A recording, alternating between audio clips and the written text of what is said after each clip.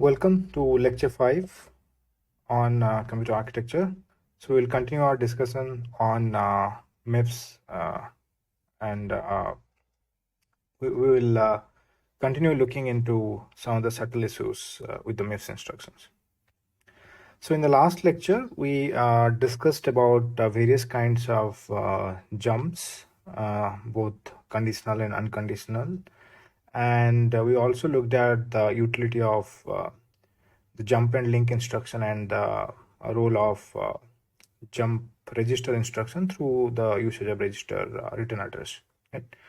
So we stopped at asking a question like how can the caller and callee come up with an agreement so that the caller and callee should know what are the arguments that are actually passed between caller and callee, and what are the arguments that should be saved by caller, what are the arguments that should be saved by callee, that should be alive across multiple calls and all. So MIPS, what it does, it provides a liberty of around 4 arguments that can be passed from the caller to the callee. So when we use jump and link to move from a function to another function, it can pass up to 4 arguments, and those arguments can be communicated through registers A0 to A3. And on a return, up to 2 values can be returned to the caller, and those will be through these 2 registers, B0 and B1. Right? So this is all good as long as you are not passing more than 4 arguments or you are not returning more than 2 values.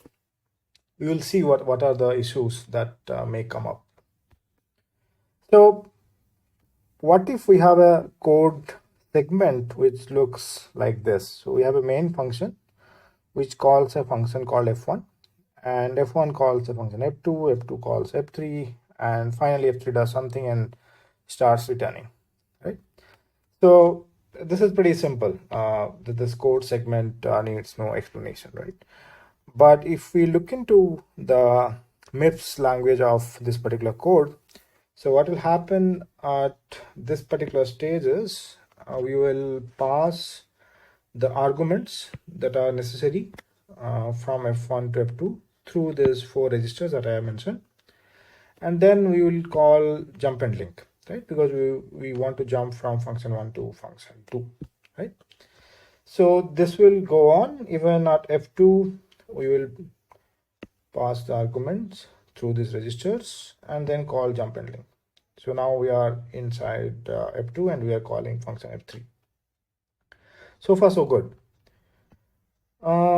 So as you can see, this looks pretty simple. There is no big deal about this particular code fragment, right? Everything can be coded pretty easily in the MIPS language.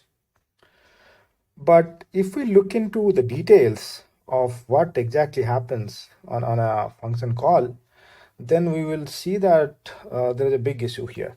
So let's look at that first.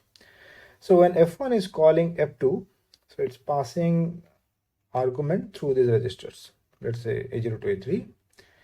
And when it's calling jump and link, as you remember from the previous lecture, it will actually store the next instruction followed by the jump, right?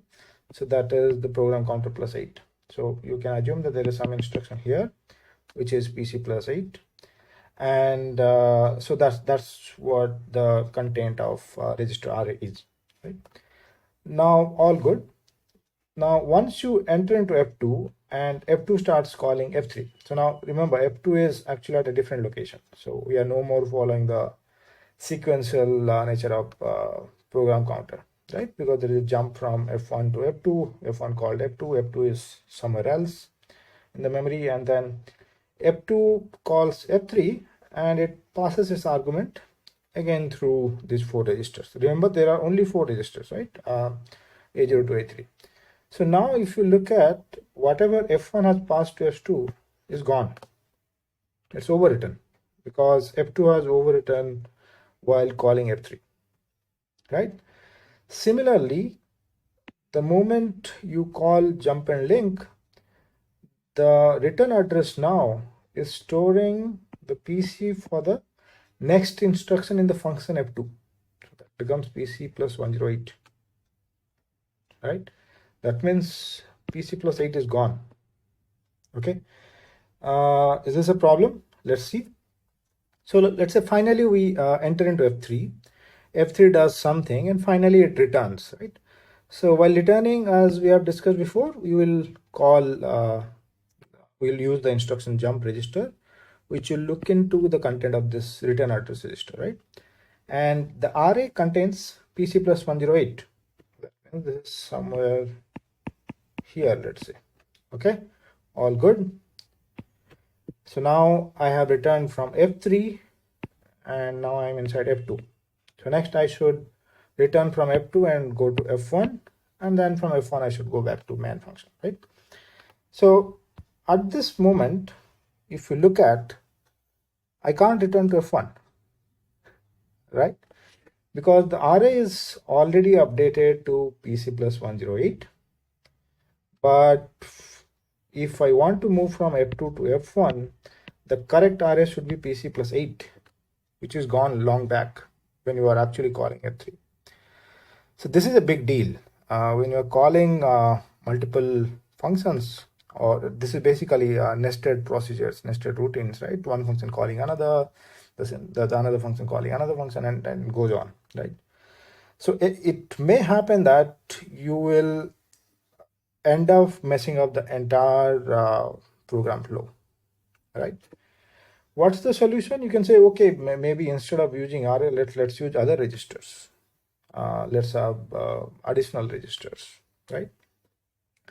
So before jumping into the notion of how many registers we have, we can actually name, or we can actually come up with a proxy that can say that, yeah, there are some registers which need to be saved by the caller, and there should be registers which should be saved by the callee, right?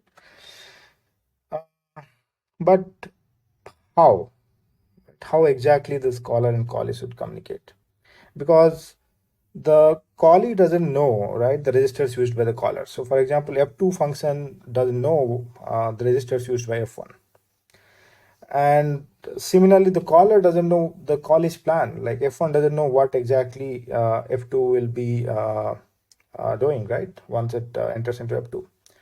So this is a pretty tricky situation, right? No one knows how to go for it, but they need registers, and they need a protocol so that the values of the registers should be coherent and consistent. So as I was mentioning 2 slides before, there are fixed 32 registers in MIPS. So there are no more registers, okay? So I won't go into the details, you can look into it. So there are 2 registers specified for OS kernel activities, and some of the registers we have already looked into it. For example, return address and these registers, we have also discussed this. We'll be talking about the stack pointer and frame pointer by next lecture. So in total, you have only 32 registers. So now the question is, if you have a nested function call, and which means you will end up using more than 32 registers, right? Because multiple functions, multiple returns, right? What's the solution? Well, forget about the solution. The problem is called register spilling, right? Because we don't have enough registers now that can be used. So this is a problem, which is a register spilling, right? We are running out of registers that we can use in our program.